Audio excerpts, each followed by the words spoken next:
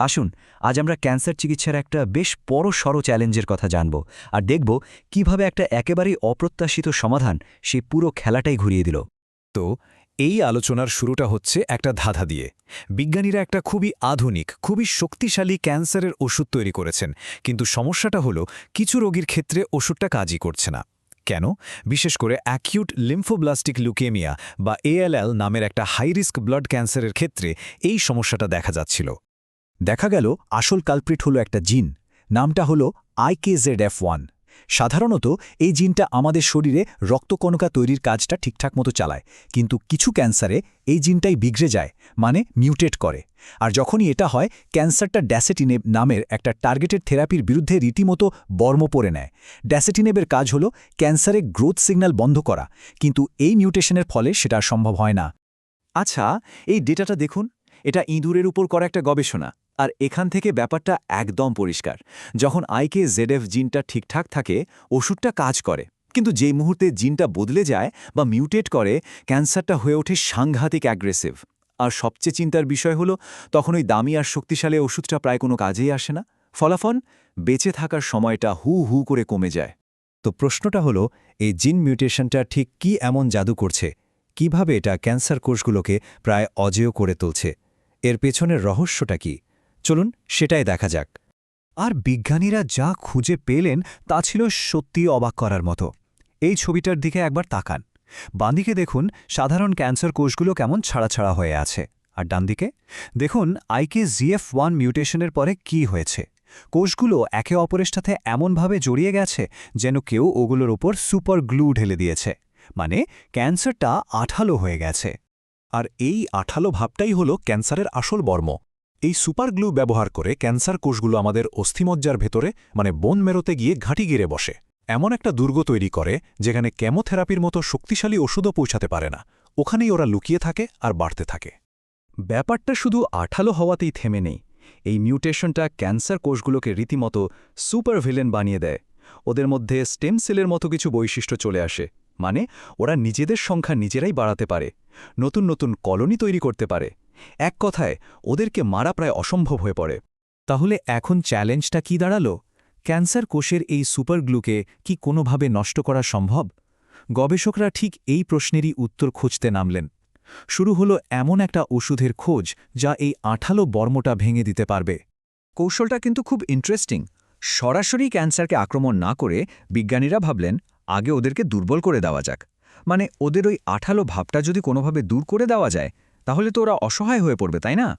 আর এর জন্য তারা ব্যবহার করলেন হাইটেক মাইক্রোস্কোপ আর রোবটিক্স। একটা অটোমেটেড সিস্টেমে হাজার হাজার কেমিক্যাল একের পর এক পরীক্ষা করা হলো। উদ্দেশ্য একটাই, খুঁজে বের করা কোন ওষুধটা ক্যান্সার কোষের ওই দলাগুলোকে ভেঙে আলাদা করে দিতে পারে। এবং যে ফলাফলটা এলো সেটা কেউ কল্পনাও করতে পারেনি। দেখুন ছবিটা, বাঁদিকে কোষগুলো দলা পাকিয়ে আছে, আর ডান দিকে বেক্সারোটিন নামের একটা ওষুধ দেওয়ার পর কোষগুলো সব আলাদা। আর জানেন এই বেক্সারোটিনটা কি? এটা হলো রেটিনয়েডস, মানে ভিটামিন এ থেকে তৈরি একটা যৌগ। ভাবা যায়, সাধারণ ভিটামিন এ এই ভয়ঙ্কর ক্যান্সারের বর্ম ভেঙে দিল। এটা তো একটা বিশাল ব্রেকথ্রু ছিল, কিন্তু আসল প্রশ্নটা তখনও বাকি। একটা ভিটামিন এ ডেরিভেটিভ কিভাবে এমন একটা মারাত্মক ক্যান্সারের প্রতিরক্ষা ব্যবস্থা ভেঙে দিচ্ছে? এর পেছনের বিজ্ঞানটা কি? গবেষণায় দেখা গেল এই ওষুধটা ক্যান্সার কোষকে মারছে না, বরং ওদেরকে রিপ্রোগ্রাম করে দিচ্ছে। ব্যাপারটা অনেকটা যেন একটা দুষ্টু কম্পিউটারকে হ্যাক করে ঠিক করে দেওয়ার মতো। বিষ দিয়ে নষ্ট না করে ওর কোডিংটাই বদলে দেওয়া হচ্ছে। তো এই রিপ্রোগ্রামিংটা কিভাবে হচ্ছে? খুবই ইন্টারেস্টিং। রেটিনয়েডগুলো কোষের ভেতরে একটা সুইচ অন করে দেয়, আর সেই সুইচটা চালু হতেই ক্যান্সার কোষটা বাধ্য হয় ভালো, অর্থাৎ সুস্থ IKZ1 প্রোটিন তৈরি করতে। আর যেই মুহূর্তে এই ভালো প্রোটিনটা তৈরি হয়, সেটা খারাপ বা মিউটেটেড প্রোটিনটার কাজ বন্ধ করে দেয়, আর সঙ্গে সঙ্গে কোষগুলোর আঠালো ভাবটাও চলে যায়। মানে শত্রুকেই দিয়ে শত্রুকে দমন করা হচ্ছে। এই থিওরিটা যে 100% সত্যি, সেটা প্রমাণের জন্য বিজ্ঞানীরা আরেকটা দারুণ কাজ করলেন। এবার তারা রেটিনয়েড ব্যবহার না করে সরাসরি কোষের ভেতরে ওই সুস্থ IKZF1 প্রোটিনটা ঢুকিয়ে দিলেন, আর ফল একদম একই। কোষগুলো আবার আলাদা হয়ে গেল। এর থেকে আর বড় প্রমাণ কি হতে পারে? সুস্থ প্রোটিনটাই হলো আসল চাবিকাঠি। বেশ, তাহলে আমরা এখন দুটো জিনিস জানি। এক, ড্যাসাটিনিব একা কাজ করে না, আর দুই, রেটিনয়েড কোষের বর্ম ভেঙে দেয়। তাহলে এই দুটোকে যদি একসাথে ব্যবহার করা হয় কি হতে পারে? বিজ্ঞানীরা বলছেন রেটিনয়েডস পোটেনশিয়েট দি অ্যাক্টিভিটি অফ ড্যাসাটিনিব। এর মানে কি?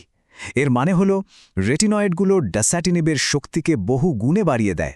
যে ওষুধটা একসময় অকেজো হয়ে গিয়েছিল, রেটিনয়েড তাকে আবার এক সুপার ওয়েপন বানিয়ে তোলে। আর বাস্তবে এর ফল হলো এই রকম।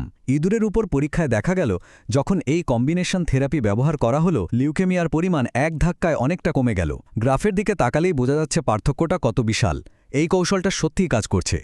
তাহলে পুরো ব্যাপারটা কি দাঁড়ালো? একটা নতুন 1-2-3 স্ট্র্যাটেজি। স্টেপ 1, ক্যান্সার কোষগুলো মিউটেশনের জন্য আঠালো আর রেজিস্ট্যান্ট হয়ে যায়।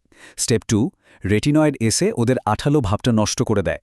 আর স্টেপ 3, এবার দুর্বল আর অসহায় ক্যান্সার কোষগুলোর ওপর ডাসাটিনিব আক্রমণ করে আর সহজেই ওদেরকে ধ্বংস করে দেয়। এই গবেষণাটা কিন্তু শুধু এই একটা ক্যান্সারের জন্য গুরুত্বপূর্ণ নয়, এটা চিকিৎসার একটা নতুন দরজাই খুলে দিল। আমাদের ভাবতে বাধ্য করছে যে এমন আরও কত আনড্রাগেবল ক্যান্সার আছে যাদেরকে হয়তো শক্তিশালী ওষুধ দিয়ে মারা যাচ্ছে না, কিন্তু ওদের আচরণটা একটু বদলে দিলেই হয়তো ওদেরকে দুর্বল করে দেওয়া সম্ভব। লড়াইটা সবসময় শক্তির নয়, মাঝে মাঝে কৌশলেরও হয়।